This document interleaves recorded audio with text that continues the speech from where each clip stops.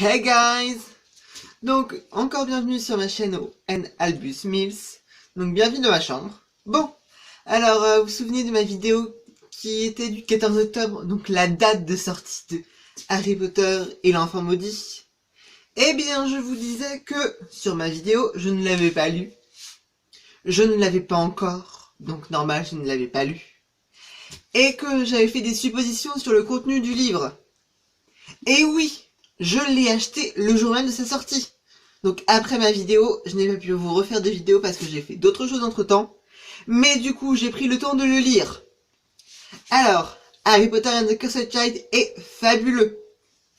Donc, comme je l'avais supposé sur ma chaîne, sur mon autre vidéo, eh bien, on parle de la relation d'Albus et d'Harry. Donc, Harry Potter et Albus Potter. Et oui, bon, la relation père-fils. C'est une relation qui est, comment dire, assez compliquée. Bon, pour tout vous dire, je vais commencer cette vidéo sans spoiler. Je vous préviendrai quand je spoilerai. Donc, dans ce livre, qui se présente comme ça, moi j'étais l'acheter à Leclerc, et donc on nous fournissait un marque-page comme ça. Bon, le marque-page, au départ, il était comme ça, donc vendu, donné comme ça avec le livre, et ensuite on le plie, et ça fait un joli marque-page avec le logo là, du tome. Donc, en fait, pour tout vous dire, j'ai lu le livre, mais je suis pas sûre de ce que c'est. Bon, si jamais vous savez ce que c'est, n'hésitez surtout pas à laisser de commentaires. Hein. Ça m'intéresserait vraiment de le savoir. Donc, je l'ai acheté à Leclerc. J'ai eu ça avec ce magnifique livre. Donc, je vais vous montrer un petit peu dans le détail. Bon, alors, voici la première page de couverture. Bon, Harry Potter et l'enfant maudit, hein, avec là le logo. Là, le nom de l'auteur, J.K. Rowling, évidemment, notre idole à tous, hein, si on peut se permettre. Si jamais J.K. Rowling, tu regardes, Johan, tu peux laisser un commentaire, tu peux laisser un like. Même si je suis pas sûre que tu comprennes tout ce qu'on va dire, parce que vu qu'on parle en français, on est en France. Et oui, ce qui peut paraître assez logique, même si je parle en anglais, bon, après, bon, on va pas rester là-dessus. Donc, ce livre est vraiment fabuleux. Bon, il fait exactement le livre en lui-même. L'histoire fait 341 pages, un peu moins parce que y a l'intro. Donc, alors, la première page, la tranche qui est aussi magnifique, hein, vous la voyez, qui est vraiment très splendide. Le dos, hein, la quatrième page de couverture, qui est aussi très belle. Et à l'intérieur, en fait, quand on ouvre, eh ben, on retrouve les ailes du logo là. Donc là, on la retrouve ici. On la retrouve aussi à la fin. Donc, ce qui fait une couverture assez magnifique. Bon, maintenant j'ai parlé du livre, de comment est-ce qu'il était présenté. Bon, il est présenté sous forme de théâtre.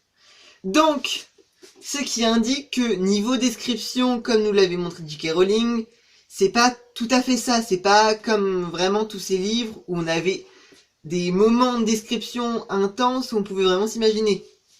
Là, on est au théâtre, donc niveau imagination, c'est entre guillemets un peu restreint parce qu'il y a les contraintes de la scène, donc et aussi les contraintes du temps, hein, au théâtre.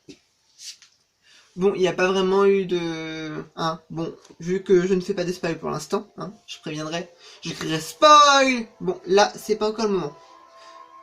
Donc, c'est du théâtre. Franchement, c'est hyper facile à lire, hein. Je vous l'assure. Je l'ai fini en même pas 2 jours, hein, parce que je l'ai commencé vendredi soir.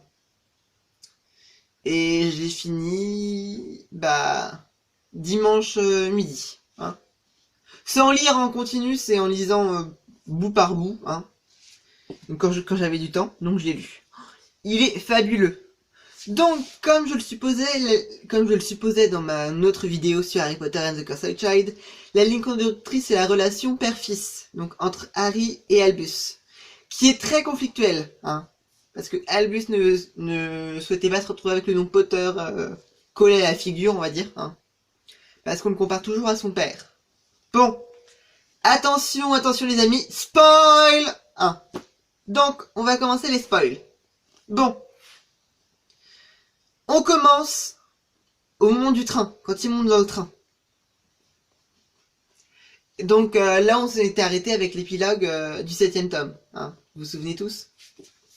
Bon, ensuite, dans le train, il fait la rencontre de Scorpius. Scorpius Hyperion Malfoy, qui est le fils de Drago Malfoy et Astoria Grandgrass Malfoy. Bon, les deux se lient d'amitié. Bon, même si l'amitié, en fait, ça fait un peu cliché, on va dire. Parce que à un moment du livre, ils se retrouvent. Parce que, bon, alors, on va avancer dans le livre, parce que pour dire ça. Donc, bon, Albus et Scorpius vont former le Scorbus, hein, une amitié indéfectible. Bon, en fait, si... Le livre, en fait, ça va de voyage dans le temps en voyage dans le temps. Bon, on commence dans le temps normal. Bon, Albus ne se plaît pas du tout à Poudlard, comme son père s'y plaisait.